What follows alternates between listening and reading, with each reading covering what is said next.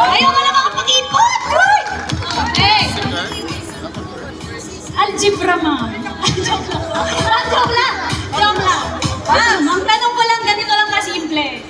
Pang ilang Kayabe run na natin ang Kayabe Run 2024 ng coaching? Pangalawa? Mali po! One more!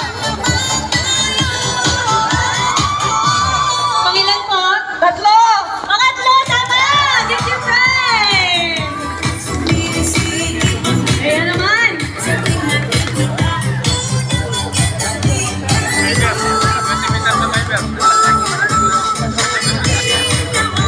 Ayan! From one of our sponsors yan, alam ko Converge Solutions Incorporated. Thank you so much po. Ayan. So abangan niyo po ha, meron pa yan. Marami pa yan mamaya. May mga raffle prizes pa tayo mamaya. Pero ngayon, ulitin natin yung sinimulan natin Kayabe High Five last year, okay? Please raise your right hand. Lahat kayo, sige, itaas nyo. Naligo naman siguro kayo kaninang umaga, no? Okay, ang gagawin natin ngayon, you go around and siguraduhin yung makakapag-high five kayo sa 5 Kayabe around. Ayan, kailangan level ang kitang energy ng Shen, eh. So anyway, welcome kay kakatamong third Kayabe Run 2024. Hindi po part na pa rin po nitang 124th Philippine Civil Service Anniversary. So every September, celebrate tayo po ining month na ng empleyado, kaya makayala po rin yung programa tamo for the whole month of September.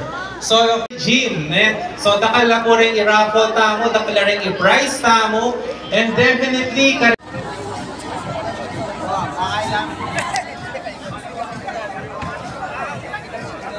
yung mga meron po natin costume, pwede mong proceed kayo sa harapan for the photo op lang po. Yung mga may costume po natin, proceed kayo sa harapan po for the photo op. Final reminder po, runners, lalawin tayo din isang rubber bucket and nilalamitin kaya na i-inflatable part. Alright. Are we guys ready? Hindi pa sila ready. Are we guys ready? Hindi naman po.